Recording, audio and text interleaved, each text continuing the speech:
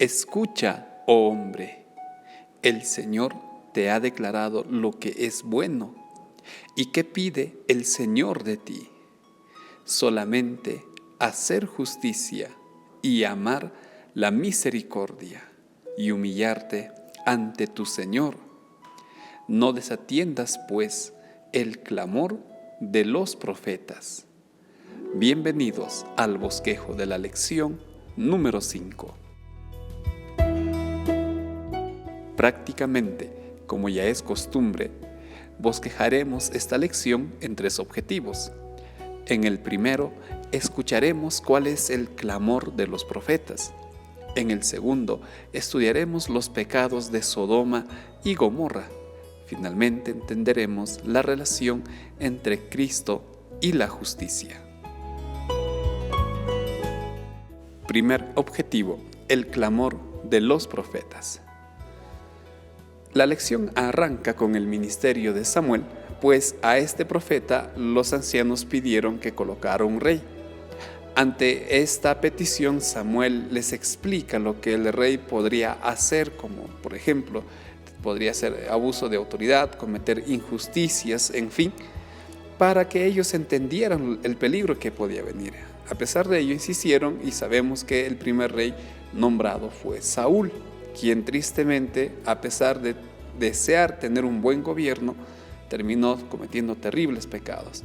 Aquí podemos ver el primer ejemplo de cómo una de las advertencias que este profeta hacía era contra las injusticias que se podrían cometer. Pasado el reinado de David y Salomón, sabemos que Israel se divide en 2 reinos, el reino del norte, el reino del sur. El reino del norte con su capital Samaria y el reino del sur con Jerusalén como capital. Lamentablemente, durante todos esos años, las injusticias eran comunes. El Señor por eso llamó a profetas, quienes entre las tantas amonestaciones también advirtieron contra esto. Amós, por ejemplo, hizo un fuerte llamado a que la opresión, la injusticia y la crueldad que se venía practicando en el reino del norte cesaran, pues eran pecados graves a los ojos de Dios. Lo mismo hizo Miqueas con el reino del sur.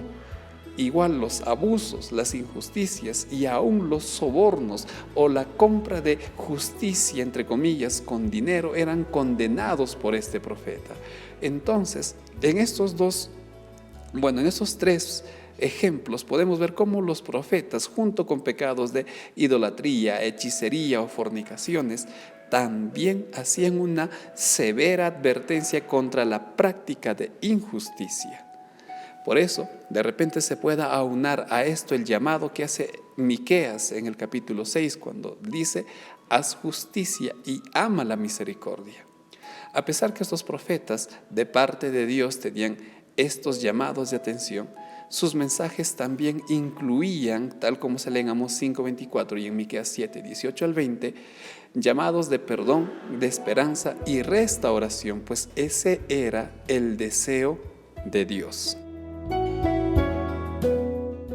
Segundo objetivo, el pecado de Sodoma y Gomorra.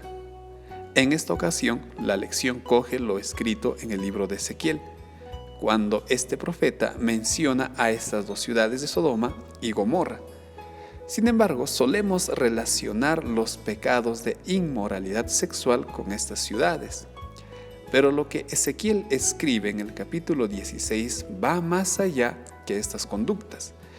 Lo que Ezequiel describe aquí son características de una ciudad soberbia, una ciudad ociosa y que comete abusos, donde la vileza y la opresión está presente, es algo frecuente.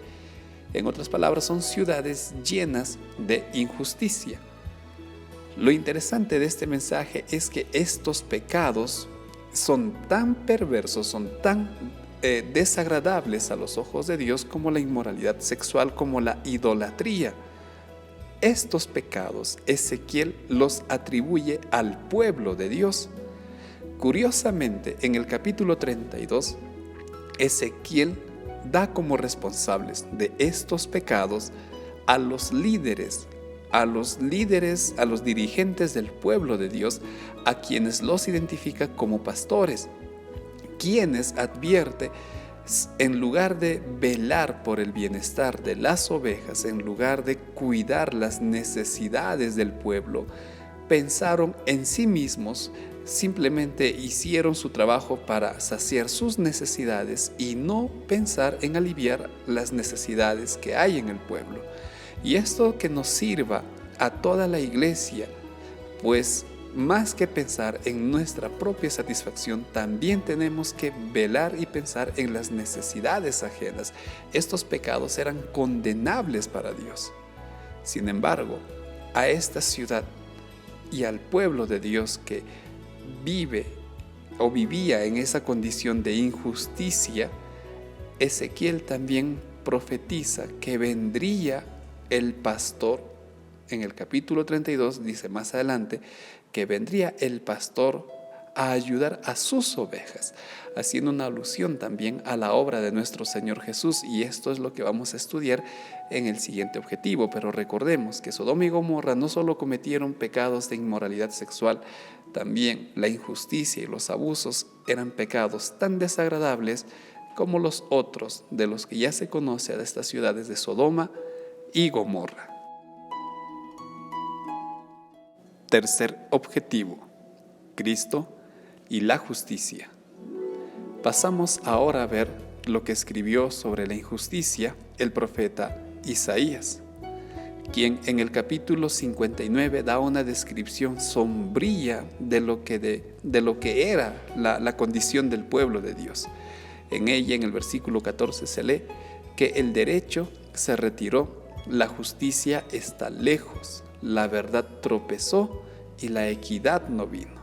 Una condición lamentable de la que debiera ser el pueblo que lleva bendición al mundo. Una situación tan triste de injusticia por donde se lo vea. Y como ya dijimos anteriormente, estos pecados son tan graves como los que practicó Sodoma y Gomorra. Pero para todo esto también la Biblia mostraba esperanza. Y es que ya Ezequiel había dicho que vendría el pastor a cuidar a sus ovejas, y esto se cumplió con Cristo, quien llegó cargado de promesas y bendiciones. En los 4 versículos que se tiene aquí, el Señor Jesús mostró lo que el pueblo de Dios debe hacer en este mundo.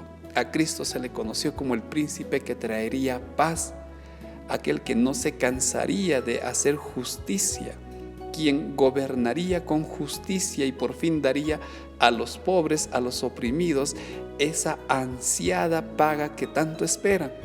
Y también Él, como hombre, llevaría las injusticias que este mundo viene atravesando. Entonces Cristo viene y Él es la justicia personificada. Él dejó el ejemplo, y eso es lo que nosotros como pueblo de Dios tenemos que hacer. Tenemos que ser mensajeros de paz, tenemos que ayudar a aliviar las cargas, no tenemos que cansarnos de hacer ello y compartir el dolor, así como Cristo compartió el dolor por nosotros. En Isaías 59:20 también dice que Él vendría como Redentor, y es que el amor de Dios, a pesar de las consecuencias que nosotros cosechamos, siempre estaría presente. Isaías 1:18 dice: vengan, arreglemos, estemos a cuenta, y ese es el deseo de nuestro Dios. Como iglesia, recordemos, tenemos que ayudar a compartir la justicia, pero también tenemos que correr a los brazos de nuestro Señor para que estemos a cuenta con Él. Para resumir nuestra lección, pasemos a responder lo siguiente: ¿cómo puedo actuar como hijo de Dios si soy víctima de una injusticia? ¿Por qué debemos considerar la situación de Sodoma y Gomorra en estos días?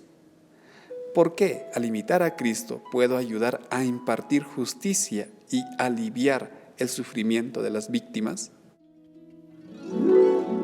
Finalmente, decidamos considerar las palabras de Elena de White. Todos impartimos cierta influencia en esta sociedad. Por lo tanto, decidamos actuar con justicia en las diferentes actividades que realicemos. Como iglesia, estemos atentos a las necesidades que surgen en derredor. De esta manera, estamos finalizando un nuevo bosquejo. Muchas gracias por ver este video. Que el Señor te bendiga. Hasta la próxima semana.